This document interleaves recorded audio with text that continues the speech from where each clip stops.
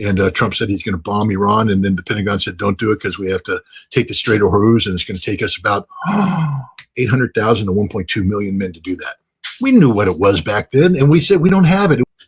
We are literally an empty suit. The emperor is naked, a paper tiger, whatever analogy you want to do. There's not a damn thing we can do, Nima. Nothing. It's over. We lost. Game, set, match. My daughter just had a baby. The world they're going to live in could be, chaos. Nobody wants this. Scott, looking at the war in the West Asia, before this war started, there was no issue with the Strait of Hormuz. Right now, Iran is not backing down. It's controlling the Strait of Hormuz. The whole war, the conflict is on the Strait of Hormuz right now as we talk. Yemen is coming in. They're talking about, Reuters reported that Yemen wants a new mechanism with the el-Mandeb. They want a toll system in the el-Mandeb. That's going to be the new policy. You see how the war is changing itself, reshaping itself in the West Asia. It's complicating. It's not about Iranian nuclear program anymore. Just nobody's talking about Iranian nuclear program. That's amazing what's going on.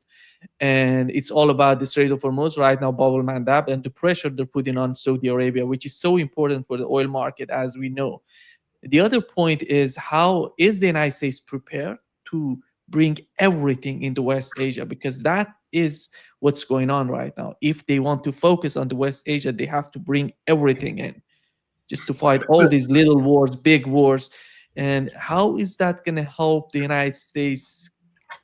You see, bring everything in. I mean, that's like me going to Las Vegas and saying, watch out, I'm going to bring everything in on this table.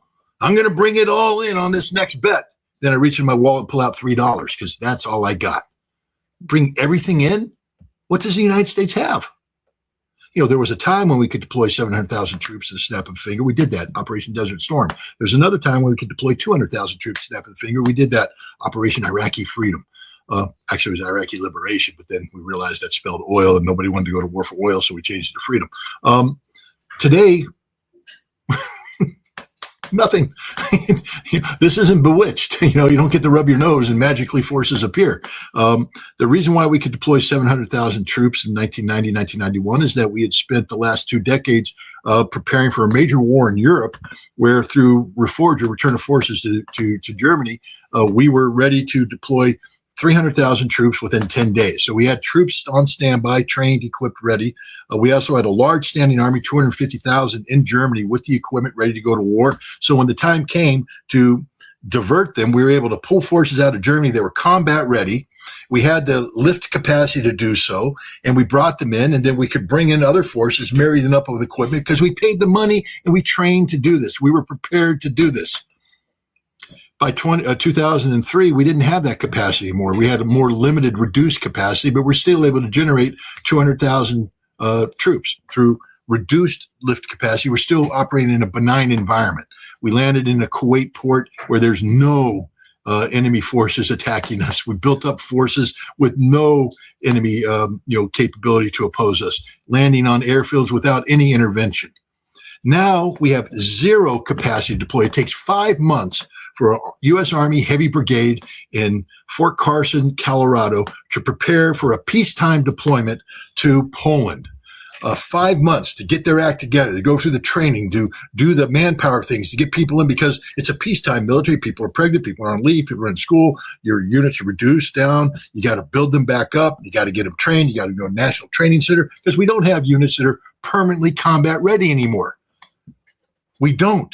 In order to get them ready, we have to send them to the NTC, National Training Center, and beef them up. And then we take them out and we deploy them to Poland for their little 6 or 9 month rotation. 5 months to do that. And that's just one brigade. Imagine if we were trying to send, I don't know, what did the Pentagon tell Trump it would take back in 2020 when they shot down the drone, and Trump said he's going to bomb Iran, and then the Pentagon said don't do it because we have to take the Strait of Hormuz, and it's going to take us about 800,000 to 1.2 million men to do that. We knew what it was back then, and we said we don't have it. It would take us easily 9 months to a year and a half to build up these forces by mobilizing reserves, by training them, and then how do How do we get them there? General Berger, the Commandant of the Marine Corps, recognized that we couldn't. He said, we're married to a legacy system of amphibious shipping where all the assets go into one ship. And as we approach, the area denial and the anti-shipping missiles capability of Iran sinks everything. There's a reason why our aircraft carriers are operating far away from Iranian shores, because if we get close, we get overwhelmed. And you try and bring in amphibious shipping to Chabahar to offload and project power inland to seize the Strait of Hormuz, which was the 1985 war plan that I was involved in, and it hasn't changed. How do you do that? You can't do it. So when you say the United States is going to bring everything in, we've got nothing to bring. We are literally an empty suit. The emperor is naked, a paper tiger, whatever analogy you want to do. There's not a damn thing we can do, Nima. Nothing. So we should stop pretending that there's something more the United States can do. We brought our air power to bear, and we paid the price. The infrastructure necessary to sustain long-term air combat has been devastated by Iranian counterstrikes. We've run out of long-range precision strike weapons. We're running out of of missile interceptor capability. There's no defense industrial magic out there. This isn't a computer game where you hit the cheat code and click the button and suddenly you build up capabilities. This is reality, and our defense industry is not capable of responding in a timely fashion. So we've blown the bolt. We got nothing left to replace it. And what, we're going to pretend here that Donald Trump's going to be building up resources for a third try? No. It's over. We lost. Game, set, match. And it's time for the United States to recognize this. And it's time for Saudi Arabia and the Gulf Arab nations to also recognize this. If you continue to align with the United States, only bad things are going to happen to you. Scott, what do you make of Zelensky and Zelensky's attack on Iranian cargo vessel, which was supposed to, from Russia to Iran, which was attacked later on? We had the communication, the talk between Iranian foreign minister and Ukrainians, because Ukrainians called Iranians to talk to put the differences aside. But in my opinion, Zelensky is trying to do something. I don't know what is his main objective of with these attacks. First of all, the attack was an accident. Okay, it was a unfortunate consequence of Zelensky's 25 June declaration of a 40-day drone-based war of influence against Russia, expanding the scope and scale of Ukrainian attacks to bring pain to Russia. And so a decision was made to expand the attacks into the Caspian Sea. And so Ukrainian drones start flying over the Caspian Sea, and they see a ship, and they strike the ship. They didn't know it was an Iranian ship. They just hit it because that's the business they're in. Just, random acts of violence is all the Ukrainian drone campaign is. So they hit the ship. When it turned out it was an Iranian ship, Zelensky, who was back at home having declared this 40-day war, but losing the war, losing everything, no air defense, no nothing, desperate, says, I can turn this into an advantage. So he now claims responsibility. The Iranians have supplied the Russians with drones, he said. What do you think we're going to do? It's a common cause. We want to make common cause with America. And so that's what he did. He hyped it up on his way to the United States. And he got to the White House, and he tried to make that common cause. And the United States said, sit down, shut up. We're not playing that game. We're not expanding our conflict with Iran into Russia for your behalf. And Zelensky crawled away. And right after that, what happened? The Ukrainian Foreign Ministry issues a statement. It was an accident. We didn't mean to hit the ship. We're paying we apologize. We're paying reparations, because the reality is nobody's going to back up Ukraine if they want to go to war against Iran. According to the reports, Iran was preparing a long-range ballistic missile strike package operating out of Tabriz that was going to hit Ukraine quite hard. And Ukraine was going, who's going to come to our assistance? The answer is nobody's coming to your assistance. This is the tragic truth of the situation with Ukraine. The NATO summit in Ankara was a charade, a fake, a fraud. Nothing came out of it. Nothing. Promises for what? Licensed production of the Patriot? There will not be a single Patriot ever produced under license in Ukraine. Ukraine will cease to exist long before that. Promise of support from Europe. Europe has no capacity to support. If there's anybody who has a bigger empty suit militarily than the United States, it's Europe in totality. NATO. Zero, zilch, nada. So he's alone. This was an accident. There's nothing coming from this. It was an accident that Zelensky, part and parcel of his overall processes where they put hype and information over warfare over reality, turned out to have nothing. Nobody was supporting him. Nobody, and they did the only thing they can do: admit it was a mistake, apologize, pay reparations, and hope it goes away. When you see Russia is implementing a new blockade on Odessa, which is so crushing for their economy, import and export in Ukraine. On the other hand, you see Wall Street Journal coming out and saying Ukraine is the winner, and that's why Donald Trump is changing his mind. And yesterday he posted his photo with Zelensky saying that this is a good guy. This is, what is happening in the mind? What sort of information is he receiving, in your opinion, from the MI6, CIA, or whoever is providing him with these intelligence? It feels that Trump or Zelensky. I'm talking about Donald Trump, because it seems that you see some sort of change in his attitude towards Zelensky. Do you think that Donald Trump gets intelligence from his intelligence service? That implies a rational actor who is a prisoner of the establishment, the way it's supposed to operate. Wait for your morning briefing, consider it with your cabinet, and then come up with a solution. Donald Trump wakes up in the morning, passes gas in the toilet, and puts out a social media post. That's how policy is made in America today. Donald Trump is more influenced by Laura Loomer receiving $2 million from a Ukrainian oligarch to fly to Kiev to do a prepackaged propaganda thing to influence Donald Trump. He's influenced by that. This isn't an MI6 plot or a CIA plot. This is, again, the emotional irrationality of a deranged American president. What does he think? I don't know if he even thinks. He responds, he acts, but there's no thought process here. What we do know is that there is a major information warfare effort underway, promoted by the CIA and MI6, that where Laura Loomer and everybody, Gilbert Doctorow factors into this. And the job is to create the condition inside Russia so that the public doubts the capacity of the Russian leadership to prevail in this conflict. This is what the 40-day expanded drone war was all about, to take the war to the Russian people, to bring pain to the Russian people, and then get the Russian people to question the leadership of Vladimir Putin. What for?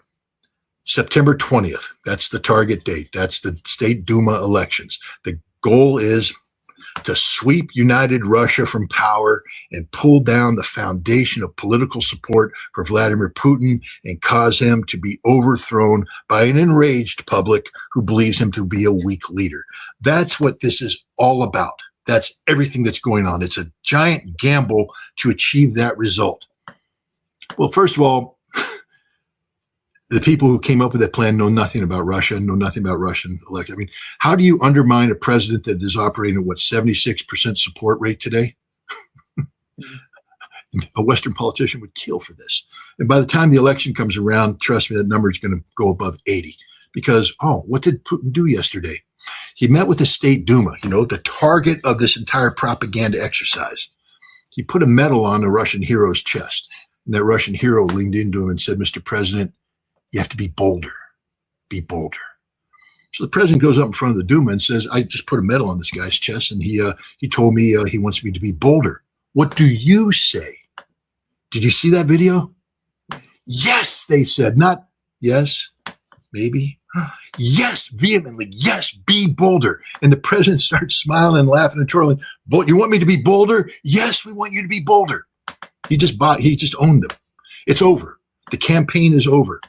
Now what's happening? You talked about the closure of the Black Sea. You know how stupid Zelensky and his Western supporters are? See, Russia is a nation that believes in the rule of law. I know people are out there saying they don't, but they do. And you know they do. I know they do.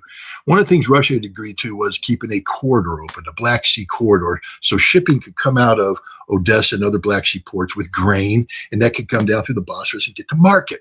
And Russia honored this commitment, regardless of all the things that Ukraine did to provoke Russia. Ukraine attacking Novosibirsk and attacking Russian shipping, claiming they own the Black Sea. They've driven Russia from the Black Sea, they said.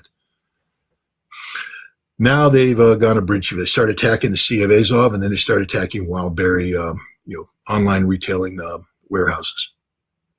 So Russia shut down the Black Sea. Who owns the Black Sea today? Russia. Only Russia. Ukraine will never again gain access to the Black Sea. It's been denied to them forever.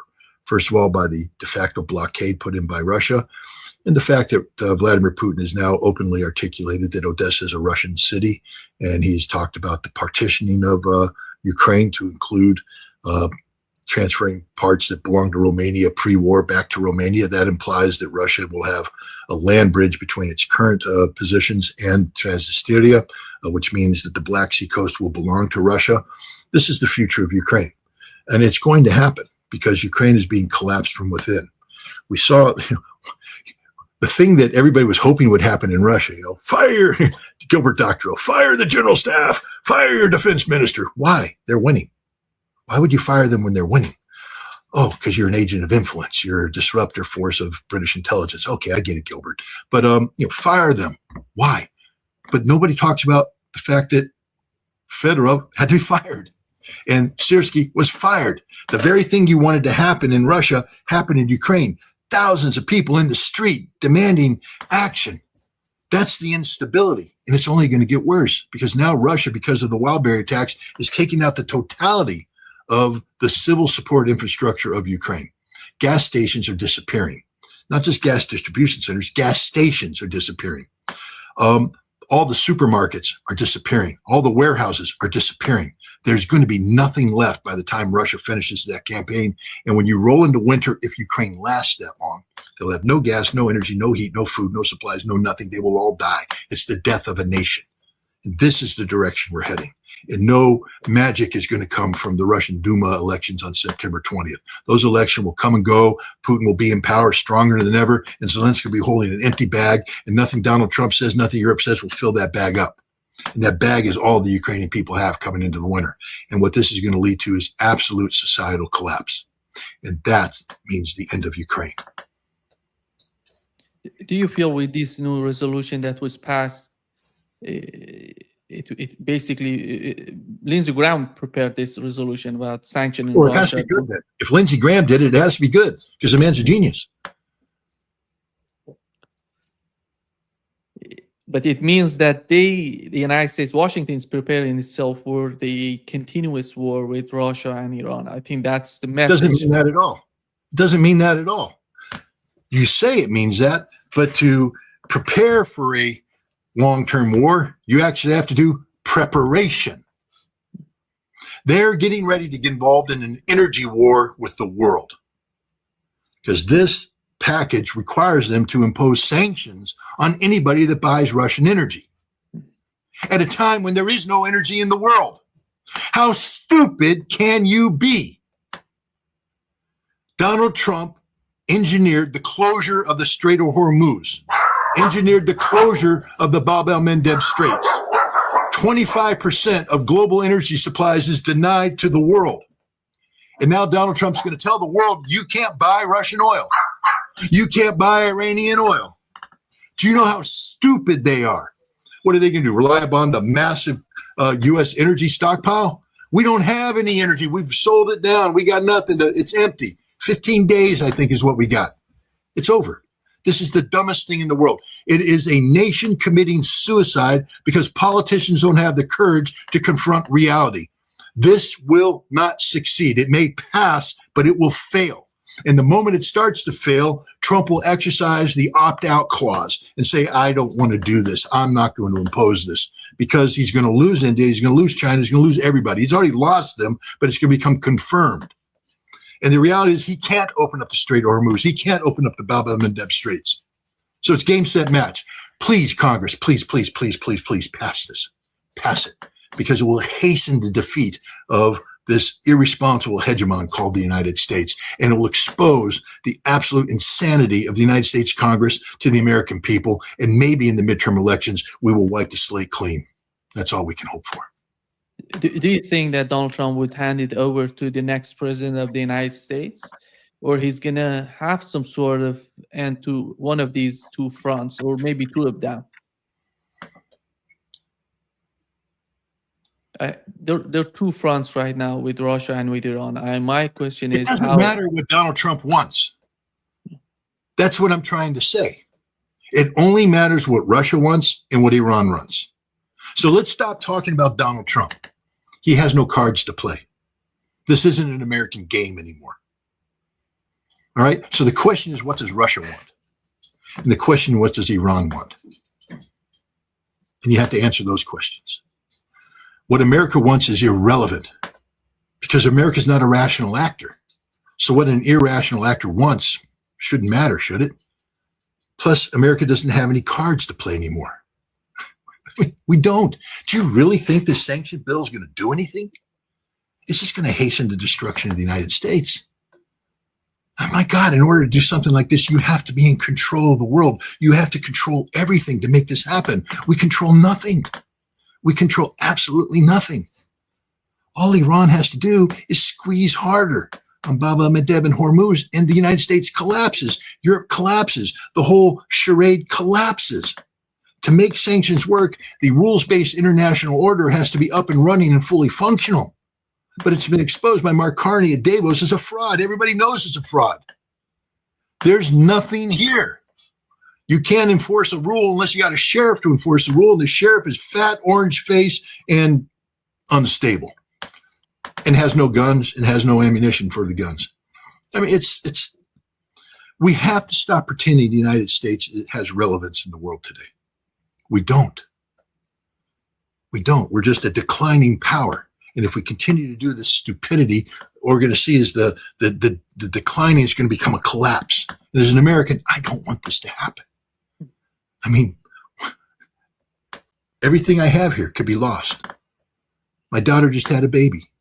The world they're going to live in could be, chaos. Nobody wants this.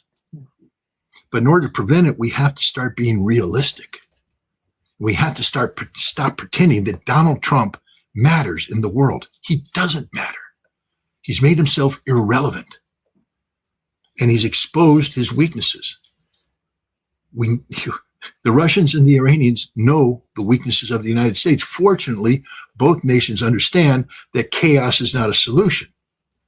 Russia has long said that predictability is what they need most when it comes to foreign policy. So the way you prevent unpredictability is to keep the United States from collapsing. So you may see Russia managing problems to keep America from collapsing. You may see Iran doing things to keep America from collapsing, but none of them are going to do things to make America ascendant again. It's over for the empire. So stop asking what Donald Trump is going to do, what America is going to do. There's nothing they can do. The sanctions package is empty. There's just nothing going to happen here.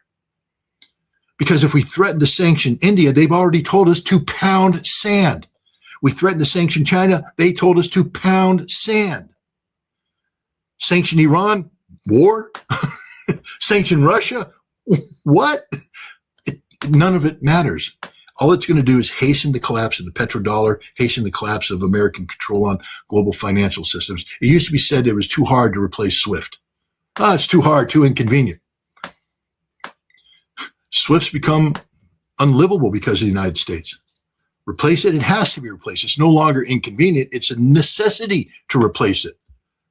Replace the petrodollar. You have to, because the United States has not shown itself to be a rational actor on global financial scenes. We literally are writing a script that leads to the total collapse and demise of everything we hoped we could be. Lavrov today said that there is no United States in BRICS. There is no Brussels in BRICS. So everybody's the same in the same. We are equals. We're talking to each other. We are putting our differences aside, and we are communicating. This is the system that they're making, a system that works for all with all their differences. And do you think, Scott, with the war of attrition that is happening between Russia and the United States, between Iran and the United States, are they going to continue with this war of attrition? Or if the United States decides to escalate, are they going to escalate? Are they going to continue with the same? Because Russia has proven something so important during the war in Ukraine. They don't get excited with the war. They're continuing with with a strategy, with a consistent strategy. Are we expecting the same on the part of Iranians? How do you understand that?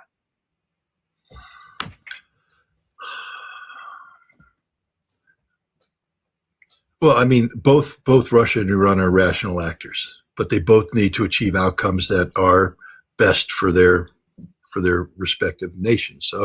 Russia has defined the ideal outcome in terms of solving the root causes of the conflict in Ukraine.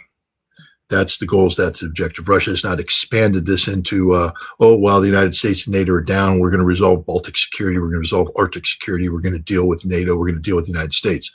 No, they say that comes later. But first, we have to solve the Ukrainian problem. We have to get rid of this Ukrainian cancer. And so that sort of limits what Russia, at this point in time, is willing to do. That's why Russia is not seeking to expand the conflict into Europe, even though they have every justification to do so. Iran, on the other hand, they recognize, again, it's similar. They want to address the root cause of the problem, but the root cause is the United States. They need the United States out of the Middle East. And so the RIGC has said as much. And so I don't see Iran seeking to limit this conflict. I see Iran seeking to exploit all of the advantages it currently possesses to drive America out of the Middle East.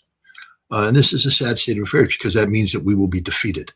And remember, war is an extension of politics by other means, and politics is designed by economic realities. So this becomes an economic war. And so I believe that Iran will not only continue to fire missiles when it needs to, but it will continue to squeeze hard in the Strait of Hormuz and Bab el-Mandeb, because there's only a finite amount of pain the United States could take before it's compelled to either totally fail or make the changes necessary to make the pain end. Thomas Schelling wrote game theory back in the 1960s and talked about the power to project pain. Iran almost exclusively possesses that power today when it comes to the Middle East, and that brings about not just deterrence value, but it also brings about the ability to shape events in your favor, because they can bring the pain and other sides can't match the pain, and so there's an imbalance of pain making, and the game is going to be won by Iran. It's going to be a different game than the one Russia's playing. Russia's game is actually inherently containable. But because the United States has made this an existential issue for Iran, Iran will have a different outcomes. And the outcome is the United States must be evicted meaningfully from the Middle East. There can be no more American military power hovering off the shores of Iran. There can be no more Gulf Arab states serving as a forward base for American military power projection into Iran. The United States must be totally removed from the Middle East region. And the Gulf Arab states must be totally compliant to the needs, wants, and desires of Iran. Fortunately for them, what Iran wants is peace and prosperity. They just want the area to be stable. They want to be able to sell their oil. They want to be able to market their goods. They want to be able to live in peace. That can never happen if the United States is in the Middle East.